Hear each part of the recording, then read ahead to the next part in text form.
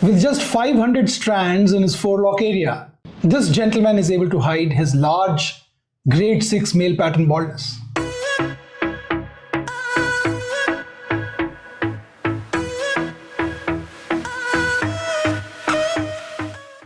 How do you think this is possible? This is your eye playing tricks with you. This is an illusion, and illusions are very common. They are there everywhere for us to see. Most well-known are visual illusions, and we come across them in every walk of life. Only we do not recognize them. Illusions may occur with any of the human senses, but visual illusions are by far the most common. And we live in a magical world, a world full of illusions. And as Albert Einstein would like us believe, reality is also an illusion, albeit a very persistent one. So if we trim out his illusion by shaving his forelock area, you can see such a wide area of baldness emerges.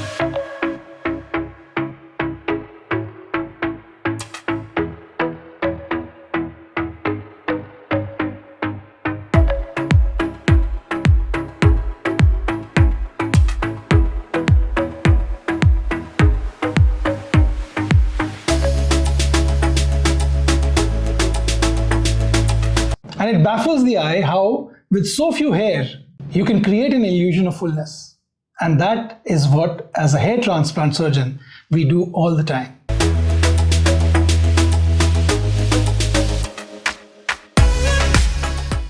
It is counterintuitive to believe that with such a limited donor area, you can cover a large area that is bald and still maintain the integrity of the area from where the grafts have come out. So if we were not masters of illusion, we cannot cover the full head with the highest of density, highest of visual density in grades 6 and 7 male pattern baldness. So it's all a play of light and shadow. How grafts are placed, how they are strategically located, how judiciously grafts are harvested so that there is no over-harvesting in the scalp donor, how we keep grafts available for future progression of baldness so that we can maintain this illusion for a lifetime in most cases, and how medical treatment also helps us in maintaining our existing donor, in maintaining the gains that we have achieved through a hair transplant.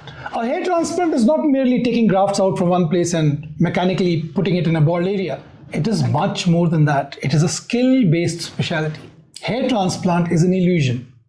By no stretch of imagination can you cover such a large area with full density, given the small area from where we can harvest grafts. So it is an illusion which is created by how we strategically place grafts, how we make a 55 grafts per centimeter square area look like 100 follicles in a centimeter square. The illusion doubles the number of grafts that you have placed. How to place coronal slits, how to place sagittal slits, what angle to plant the hair are all skills we learn along the way. So hair transplant is not about merely shifting grafts from one place to the other. Anybody can do that. It is about skillfully determining the play of light and shadow, strategic placement of grafts, judicious harvesting of grafts, a hair transplant procedure which is intelligently and appropriately done, given the graft availability in the person. It is more true for larger grades of baldness, grade 5, grade 6, grade 7, in which there is paucity of grafts. With available grafts, we can never even imagine to cover such a large area and also to have a plan for the future. So there is much more to a hair transplant than just shifting grafts from one place to the other. Body grafts have allowed us to achieve near normal densities in subsequent procedures.